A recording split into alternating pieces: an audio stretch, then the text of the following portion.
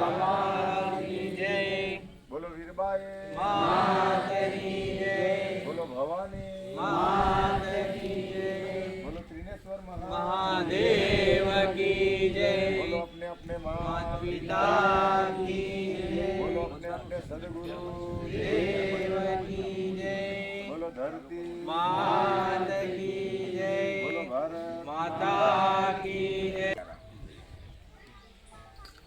આ સ્થાન ઉપર આપણે ઉભેલા છે, બેઠેલા છે, એ ત્રિવેણી સંગમ મહાદેવનું મંદિર છે, મહાદેવનું, અને જ્યાં જલારામ બાપાની કસોટી એટલે કે પવિત્ર દાંપત્યજની કસોટી, સત્ય વચન સાંભળજો, શબ્દો ઉપર ધ્યાન આપજો, મારી ગુજરાતી ભાષા છે। જલારામ બાપાની કસોટી ક્યાંય નથી થઈ, જલારામ બાપાના પત્ની વીરબાઈ માની કસોટી થઈ છે। દીકરીઓ ખાસ સાંભળજો બધા, કે મેં તો યાચક બનીને આવ્યો છું અને હાથમાં જોડી અને ઝંડો, મારી સેવા ચાકરી કરવા માટે કોઈ નથી। તો હે જલિયાણ જોગી, તું અન્નદાન આપસ, તું વસ્ત્રનું દાન આપસ,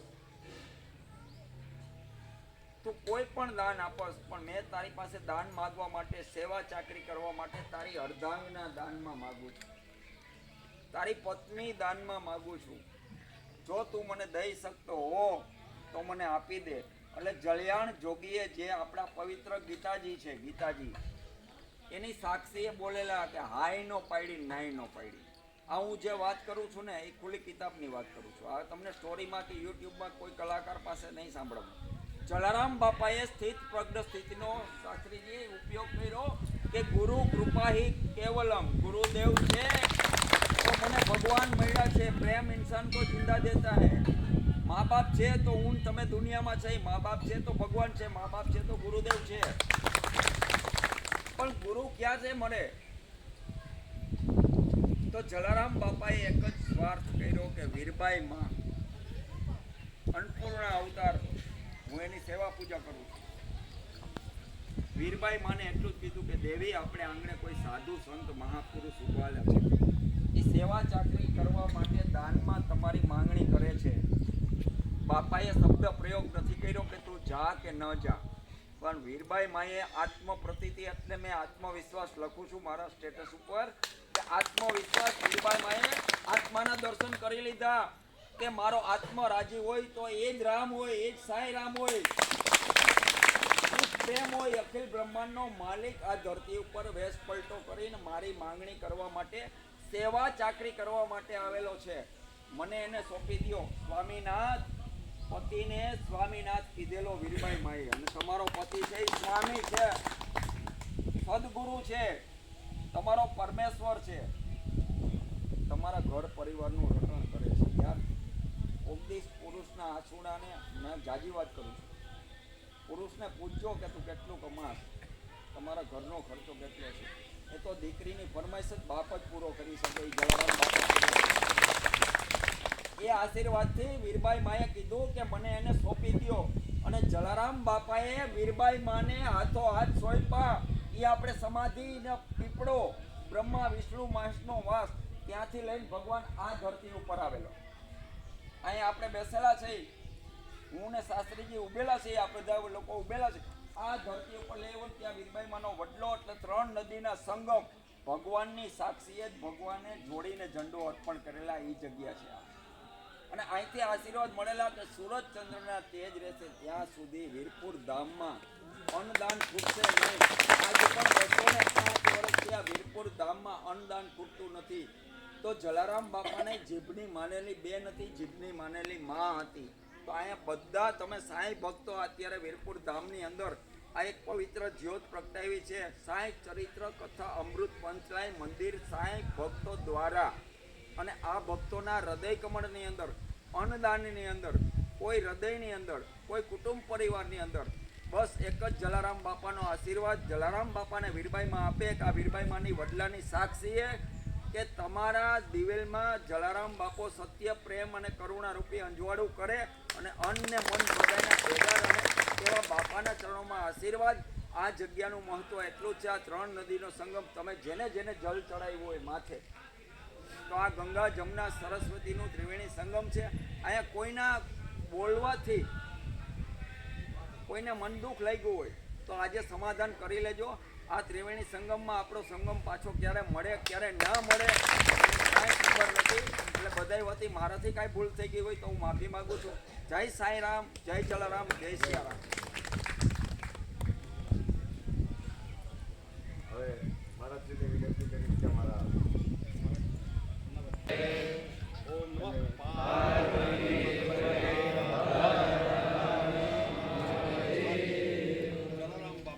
जलाराम बापा जो है उसके प्रण लिया हुआ ना, पहले किसी महात्मा को भोजन कराएगा, उसके बाद ही भोजन कराएगा। तो एक बार क्या हुआ, महात्मा मिला ही तो भगवान जो है ना उसके महात्मा के बेस में गांव में आए। वो तो पादर में बैठा हुआ था, महात्मा के कोई महात्मा आवे तो उसको मैं भोजन कराऊँ। तो जलाराम बापा गया उनके पास कि महाराज हमारे घर में भोजन करें। तो हमारे महात्मा में क्या एक नियम होता है कि कुछ ना कुछ दक्षिणा देनी पड़ती है भोजन के बाद। भोजन दक्षिणा देने का भोजन पूरा नहीं माना जाता। तो भगवान ने कहा कि दक्षिणा में क्या देगा? तो उसने कहा भाई महात्मा है, क्या मांगेगा? जैसा एक जोड़ी कपड़ा मांग लेगा या कुछ भी मांग लेगा, जो 2 रुपये 100 5 रुपये मांग लेगा, क्या जो आप मांगोगे वो मैं दूंगा। तो उन्होंने कहा चलो वचन दे। तो उन्होंने कहा चलो वचन दिया कि जो भी आप मेरे से मांगोगे मैं आपको दूंगा। तो भगवान उसके घर गए। वीर भाई उस टाइम भोजन बना रही थी। बीच में वीर भाई तो जलाराम बापा से भी 2 कदम आगे थी, वो तो भक्ति का प्रतीक थी। तो उसको भोजन कराया। भोजन करने के बाद जलाराम बापा के पास भोजन कर लिया जब महात्मा ने, तो महात्मा उठने लगा तो उसने कहा हे जलाराम ला मेरी दक्षिणा।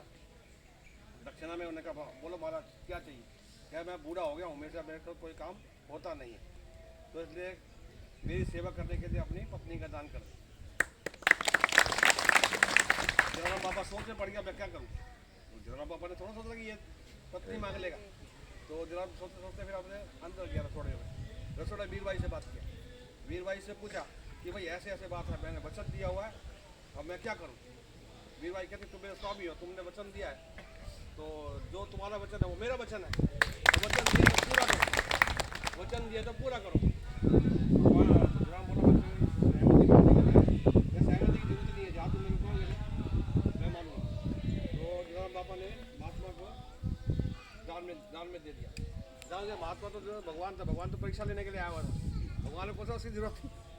वो लेके चलने लगा कि अभी जलाराम बोलेगा कि भाई रुक जाओ, भाई हमारी बात इसके दी लवाए या वीर भाई बोले कि भाई मेरे को नहीं जाने का है।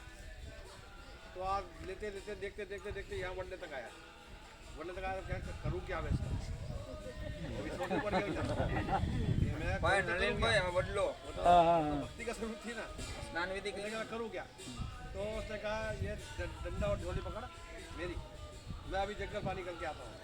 तो वहाँ से यहाँ आया, यहाँ आके अदृश्य થઈ गया और आकाशवाणी हुई। धन्य जलाराम, धन्य वीर भाई। ये ऐसी ही आकाशवाणी वहाँ हुई सत्ताधार में, और ऐसी परब में हुई आकाशवाणी, झालरें बजने लगे।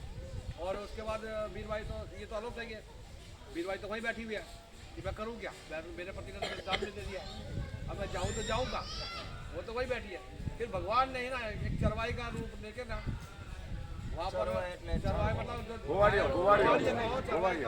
गुवाड़िया कहो या किसी का भी रूप लेके ना वहाँ जाके बोला मंदिर में, मतलब जो घर था ना वहाँ जाके बोला कि वीर भाई ऐसे तो वहाँ बैठी हुई है। तो जलाराम बाबा बोला मैं तो दान कर दिया, मैं किस मुँह से लेके आऊँ उसको? अब मैं तो कैसे लेकर सकता हूँ, मैं ला ही नहीं सकता हूँ। तो भगवान ने जाके वहाँ पर स्टेट के यहाँ का वीरपुर स्टेट था ना, उसको बोला। तो वो यहाँ से समझिया कहीं ने वीर भाई को लेके गए और वीर भाई को जलाराम को सौंपा। जलाराम ने उसके बाद उसको अपनी माँ की तरह माना।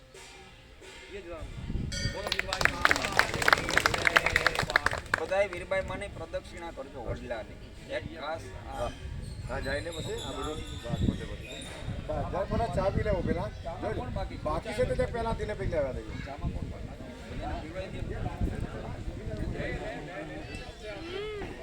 હમણાં સવારે પી વીરબાઈના બદલે તમારી સાથે નલિનભાઈ ને આપણે ઠાકોર સાહેબની સાથે ત્યાં વીરબાઈ મને જોડી દંડો આપ્યો ને ત્યાંનો પણ પરિચય કરાવું છું. 3 નદીનો સંગમ એટલે વિડીયો અધૂરો જ છે. આ વિડીયો જીવનમાં પૂરો નહીં થાય ભાઈ.